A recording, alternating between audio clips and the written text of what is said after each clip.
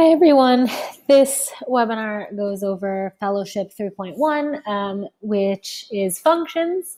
And I want to get started with talking about creating functions with multiple parameters and returning a value. So one flag for this unit is that this functions unit was a semi-optional unit 9 last year in foundations, which means that some classes got to it and some classes didn't. If classes didn't get to it, they usually just ran out of time. So some students will be more familiar with functions than others, which I think you also sort of found out during unit 1 during the whiteboarding. This is also something that was kind of in the DevLab curriculum, but again, a lot of classes ran out of time to go over it. Functions is a topic that students struggle with in general, and a lot of it just has to do with the fact that a lot of the projects we're making with students are fairly small, which makes functions less important, which we will learn about soon. So the analogy we use is that functions are like a recipe. If your volunteers have a different analogy that they would rather use, that is totally fine. But if we think about it, basically, in order to use a function, you have to write it first. So thinking about a recipe, you declare your function is basically just like writing the recipe. And then when you call it, you're cooking something using the recipe. So you cannot call a function without declaring it first. A function call may or may not have arguments, and it will return a value. All right, and when we see it, it will make more sense. So we've actually already been using functions. If you take a look at the quick handlers that we've been writing since jQuery, the word function is in there. We have the empty parentheses, which is where your parameters and argument would go. You can see in a quick handler they're empty.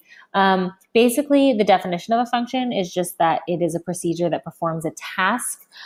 They're useful in code when you want to do the same thing multiple times, because you only have to declare it or write the whole thing out once, and then you can call it multiple times. So like I said, because a lot of our projects are pretty small in scope, students tend to just want to do the work over and over and over again, but the whole point of code is that we are only doing everything once.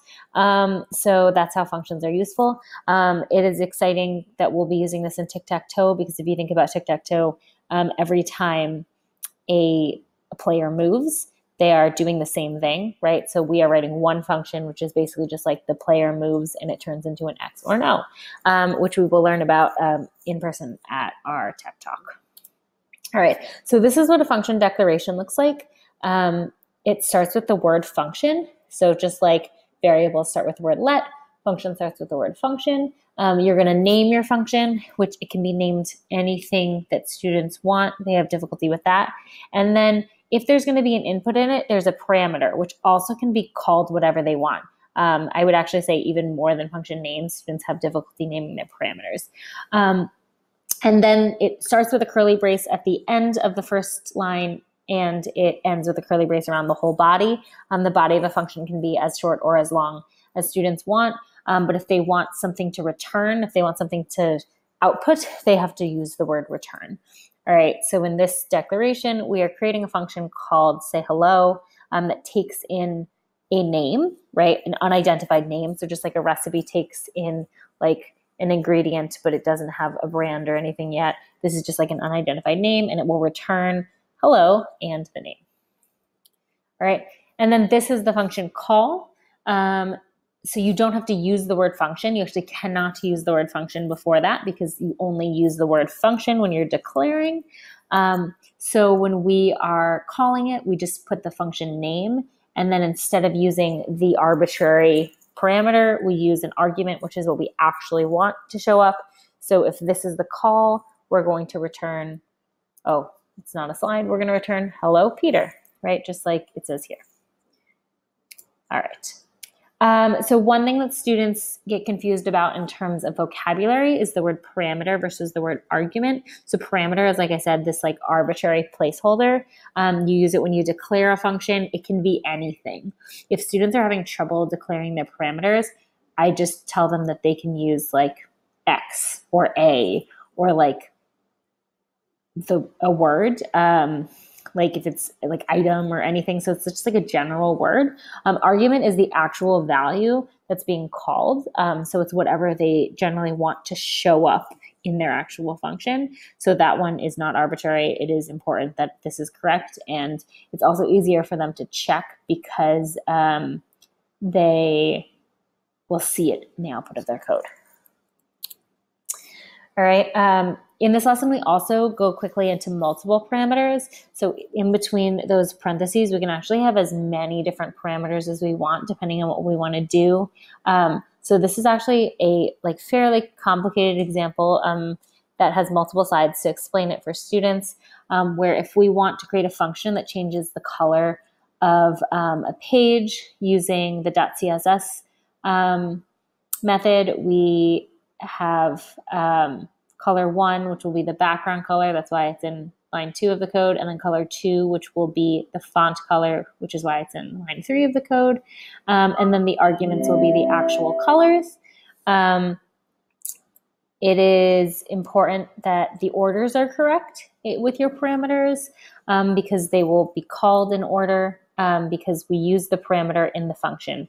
That is the other thing that's super important for students to do. Whatever word they use in the parentheses for the parameter, they actually need to use in the body of their function, right? Because otherwise the parameter is never used and will never be actually like incorporated into the function.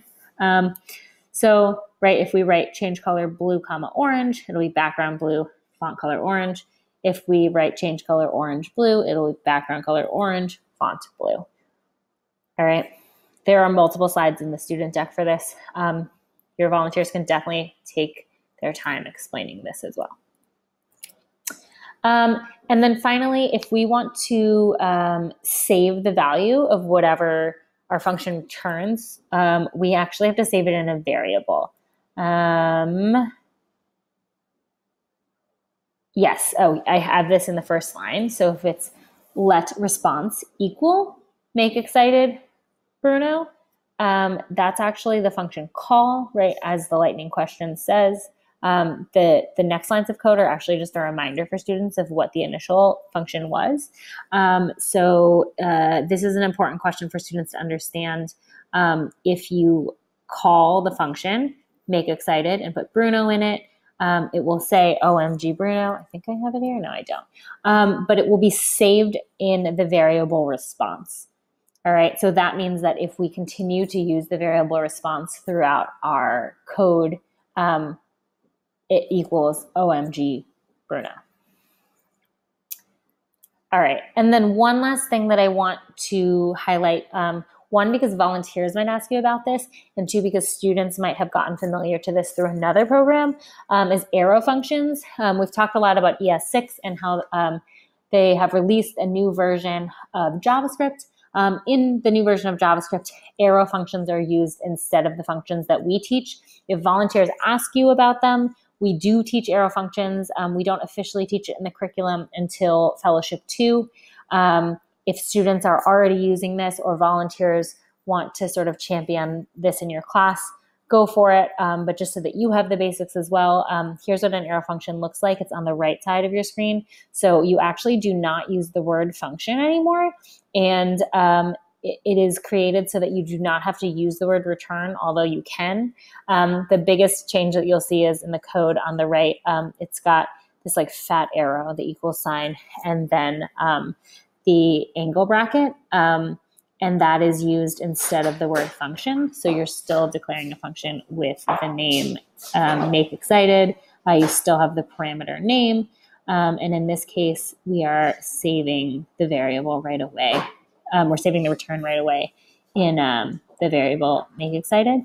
And I just use string interpolation in there too as a reminder that that is another thing that is in ES6. All right. If you Google this, there are lots and lots and lots of different ways to use arrow functions. It is used in React as well, which is also taught in Fellowship 2. This is probably not the best example of arrow functions, but I just wanted you to know that if you see this equal sign and this angle bracket, that's what it is. All right. So here's what I'm going to ask you to do in the next week or so, just so that we have practice using Replit as well, I actually created the 3.1 exercise Replit and the 3.1 homework for you to complete in Replit. All right, I am struggling with this Replit, which is part of the reason why we are doing this. I should have left my webinar on while I was trying to figure out how my function would work, and it was because I did not have the script.js tag attached to my HTML. So, like I said, more practice with the Replit, the better. This goes over the 3.1 guided and independent practice, so it's what volunteers will be going over this first lesson. Your Replit for the classroom obviously looks a little different, right? It's got the instructions here. This is just for our webinar purposes, and we'll give you more practice with some of the features of Replit. So I put the directions in this README here. There are 4 tasks and a bonus. I'm going to go through 1 and 2 with you, just like the volunteers should do with students. So just to show you really quickly, click and run to make sure that it reloads. It's got 2 inputs. It's got 5 buttons that each correspond with one of these tasks. You can see here we've got here are these buttons. They all have classes, right? Input 1, input 2, right? We want things to display an ID message. All right, so this first task, create a function that takes 2 parameters and displays the user's first name and last name in the message div. I already have a lot of code here. All right, this is given for students because we want to focus just on the function. When we click the button class full name, we're going to take the value of the 2 inputs. All right, these directions say to call your function here, but we want to declare it first. Notice that we're declaring it at the bottom underneath our click handler. It doesn't actually matter where you write functions. Functions are not top to bottom. So you can put it underneath. The main thing is that it's not inside our click handler because we want our function to run regardless of whether or not the button is clicked. All right, write functions we want to use multiple times ideally, and that's why we have that. So function, it's called name. It takes the parameters of first and last, right, because we want to return the first and the last name. All right, so if I do that, then we want to let results, right, because we want to save it. I'm going to call it by using the name of the function, which is name. It's a little confusing. And then I'm not going to write the parameters here. I'm also not going to hard code things in, right? What I actually want to do is I want to take user input 1 and user input 2 as my parameters. And then let's click run and see if this works. Emily Garvey, whoops. Here we go, Emily Garvey, right? And if we want to add that space in, we can add it in, right? Our students will do it like this. I know you all know it's string interpolation, so you may do this the fancier way. Cool, Emily Garvey. All right, now if I want to do task 2, all right, we know this will happen when I click the button color page, create a function that takes 1 parameter and changes the background color of the body to the color from input 1. All right, so it's almost like what's in the slides, but we just actually want to change the background color. So, whoops. I only need input 1, and it's totally fine for students to copy this. All right, and I'll name this function BG color, and I'm going to call my parameter color. All right, and that will return the color. Oh, actually, what I really want to do is I want to change the background color, right? So instead of returning it, what I'm going to do is I'm going to put my my jQuery in here. I'm going to actually do this CSS here, and we will see if this works. Background color, and it will be, I'm going to put the parameter here. All right. So now when I run this function,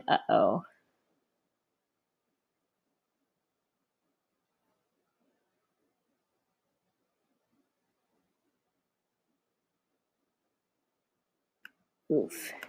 Let's see if this works. This webinar is killing me, guys. Let's see if this works. All right. I'm going to run this function here and just see what happens. So I'm going to call BG color, and I'm going to use the parameter green. Oh, no, I don't want to hard code it in again. I'm going to use user input 1. I'm not sure if this is going to work, y'all, because this is the plugin crashed. Let me refresh this page.